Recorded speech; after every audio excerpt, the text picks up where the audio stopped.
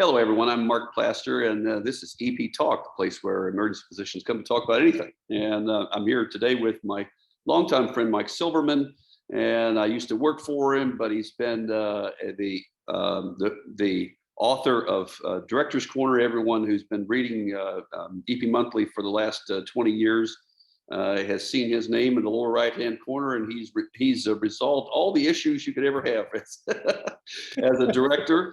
And his book, I'll plug his book. Thank you. His book actually is an incredible primer. If you're a young doc who aspires to be a director, get Director's Corner, and it will give you the span of issues that a director will be dealing with. And I frankly, when I was a director many years ago, I wish I'd had a resource like that, or wish I'd had a mentor like that in order to kind of walk me through some of the things. I would have been fired from fewer jobs.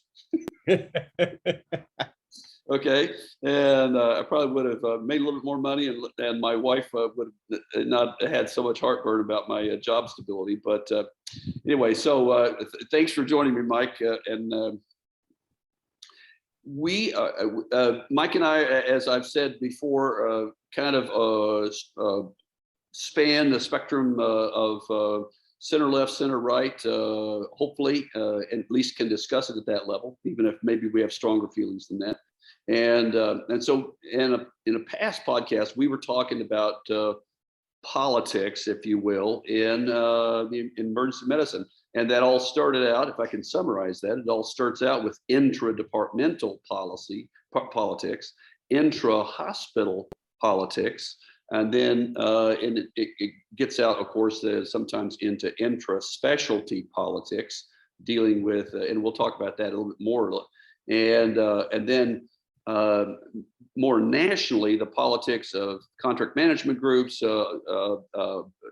pure employee groups, independent independent groups, single hospital, multi-hospital, independent groups, and the politics around all of that.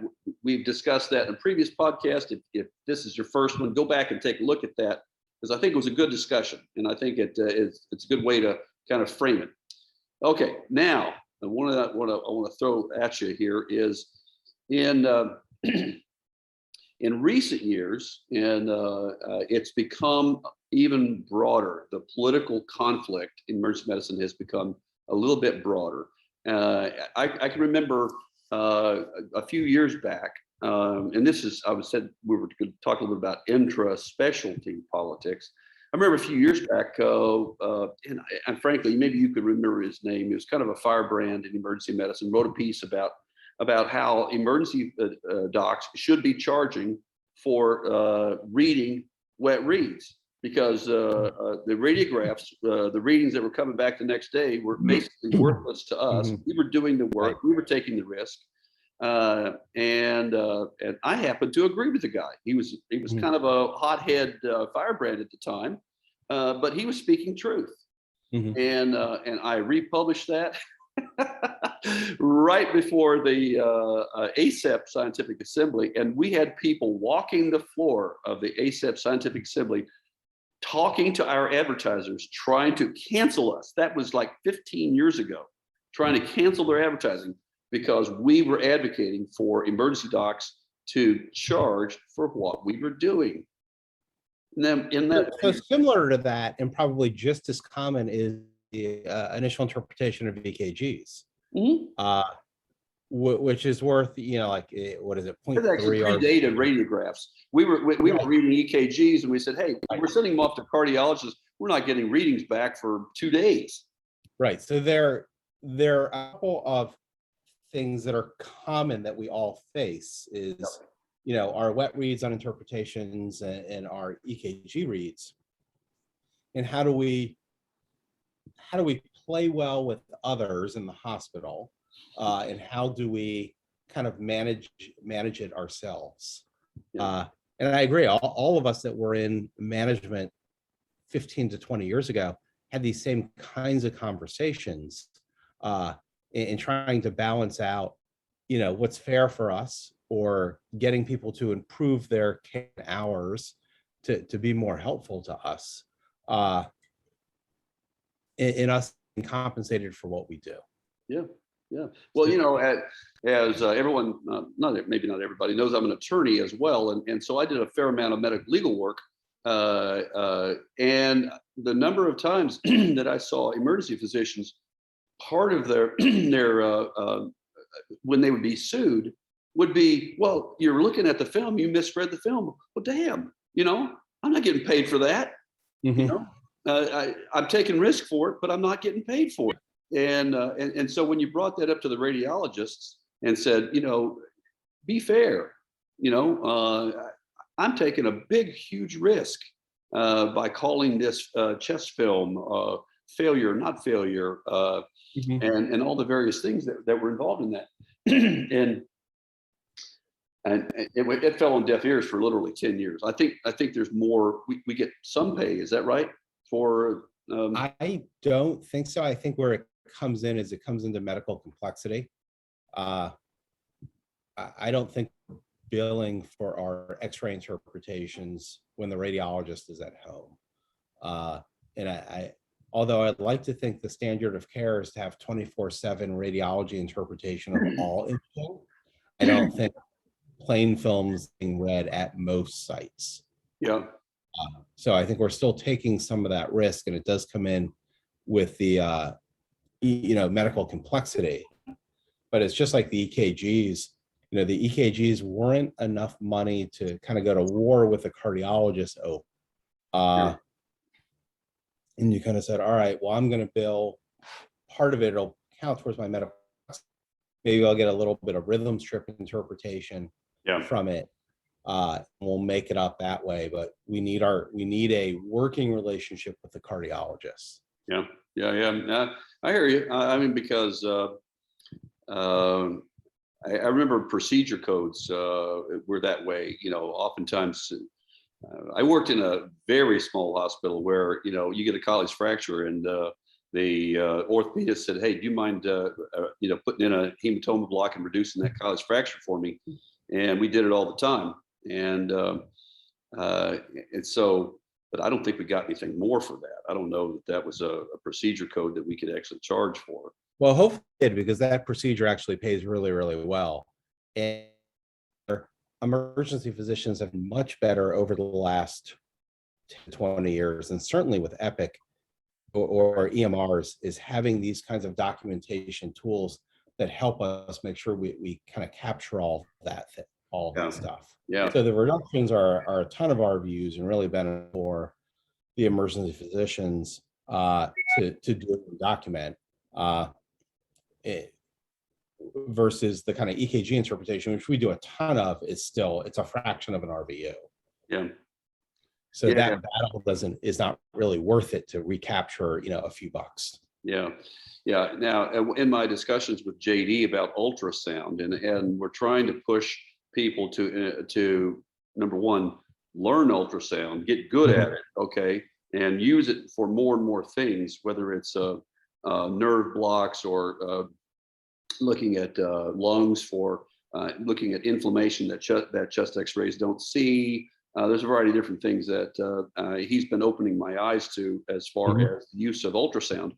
But one of the major impediments to using ultrasound is you don't get paid for it, and somehow, some way, if that becomes a major part of emergency medicine, which I think it should, it can and it should, it's going to have to involve some compensation. So we may have to end up doing battle again with the radiologists if we're going to incorporate that skill, and or just never involve them, never. And it's like a radiograph. We wanted to get the read. We like to get a pay for reading a chest X-ray, but we don't do all the things that the radiologist reads out. If you did, maybe you could. I don't know. And maybe that's gonna happen with ultrasound. I think the ultrasound, I think it's amazing how guys like JD, particularly, I think most residents coming out, but certainly if you've done an ultrasound fellowship, just how good you are with that machine and all of the things it can tell you, and how much more efficient it can make you. But I think there is, and I'm not an ultrasound guru. We have ultrasound in my shop, and I'm old and barely use it. But I think it's until it's reimbursed, you can't find the time. You have another patient to see, or should I do the ultrasound? Where do I prioritize my time? Right. And then there's infrastructure that has to be around in terms of capturing images and what you're doing with that and how it's QA'd. And then there's the battle with the radiologists about taking studies away from them, and they have their own techs they're trying to support. And then finally, there's the reimbursement battle with the insurance companies, or just getting it from Medicare as to, does this ultrasound have a bill of code and is it reimbursed, and our insurance company reimbursing it? So I'm far from an expert in that, but I see lots of steps that need to take place in order to make it a reimbursed by priority procedure, where it makes sense for the doc to say, hey, I'm going to take this 10 minutes and do this ultrasound rather than the next patient, because I'll get paid for it now. Yeah, exactly. Okay, now we're going to move a little bit broader, and this is where the proverbial excrement hits the fan, is the politics that we've seen in the last 2-3 years, in which physicians broadly and emergency physicians particularly gotten in the crosshairs of the COVID pandemic. I just talked to Bill Sullivan about the fact that I mentioned to you that he's suing the Board of Medicine in Illinois because they sent out a letter saying that anybody who gave out disinformation about masks and alternative treatments, ivermectin, hydroxychloroquine, things like that, would lose their license. Okay. And this is really unprecedented from the standpoint of taking that kind of a step.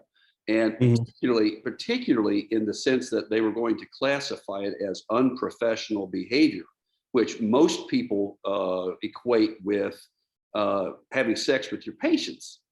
And, so for a doc to lose his license and the newspaper says Mark Plaster lost his license, medical license for unprofessional behavior, my gosh, and they might kick me out of my church, because, what did you do? You expose yourself, and because that's been reserved for that. And, right. And so you've been on the front lines of the COVID by writing your Friday night recap of COVID in your hospital. Give me your sense of the political, to start with the political climate, okay? The political climate that's evolved since COVID raised its head in 20. The great thing about these is for the listeners, these are completely unrehearsed. I have no idea what I'm walking into. Yeah. So I don't know what's going to come across. So, there's multiple stages of COVID. I think there's this is really bad and we're all rallying around to kind of save our lives. Yeah. There's we're not quite sure what's going to stick for healthcare. Yeah.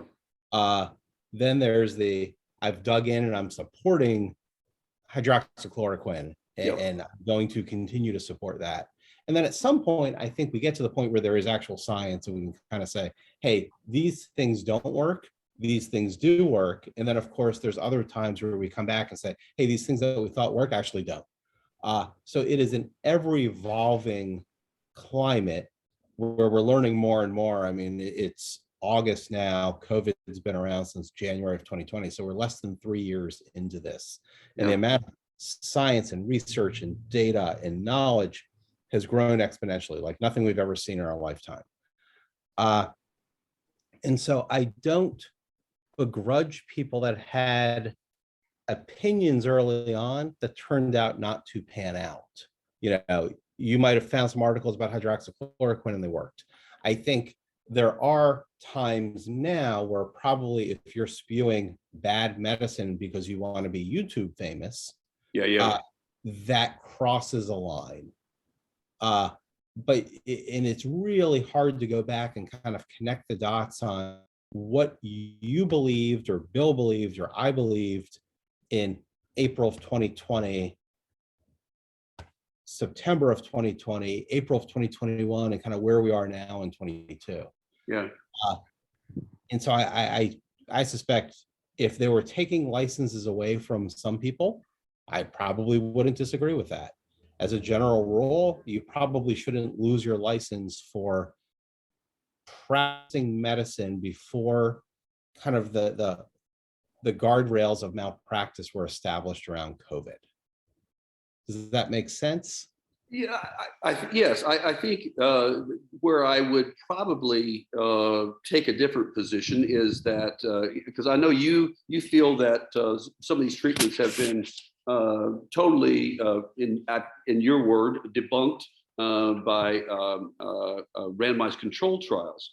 For instance, hydroxychloroquine or ivermectin more recently, and yet there seems to me a body of information supported by a group of reputable epidemiologists who have looked at retrospectives and said, for whatever reason, when these modalities were used broadly, people did better. And to me, it reminds me of some of the things that we've used for years, and we use them not really knowing why they worked. I look at statins, and we look at statins and we say, well, do they work? Or it was odd that various statins would lower cholesterol and lipids in people, and yet some would actually be associated with a lower death rate and some would not.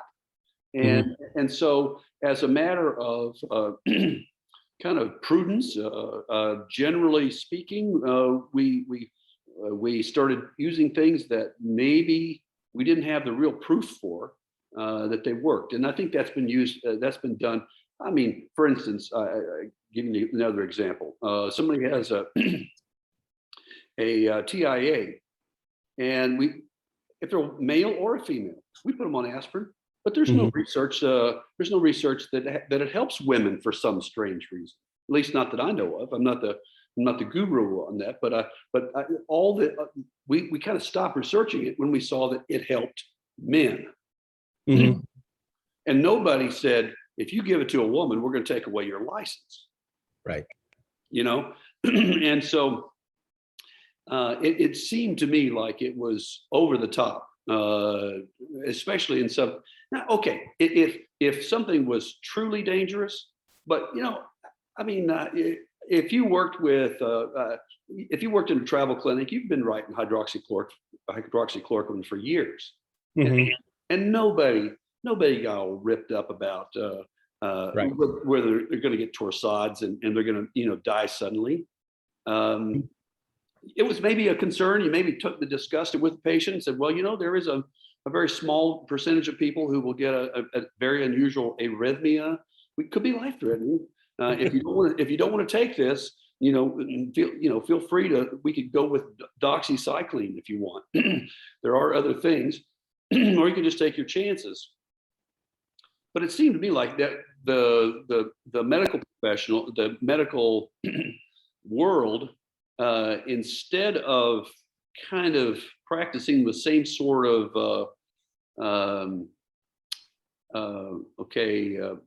open-handed kind of approach with things that you weren't going to kill anybody with.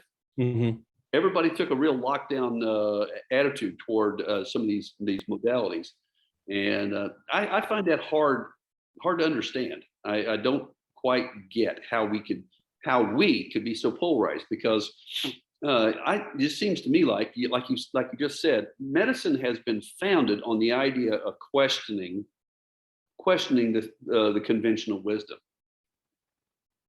I was taught this way, and I don't think it works. So I agree with some of what you said. To back, I don't know enough about state boards taking away people's licenses and what criteria they're using and what they're doing. Yeah, I'm not asking you to make that kind of a stand, because actually that's what the lawsuit's about. I'll be honest with you. That's what the lawsuit's about. It's not about taking away the license. Bill sent a letter, a FOIA request to the board and said, what's the medical evidence that you're basing this decision on?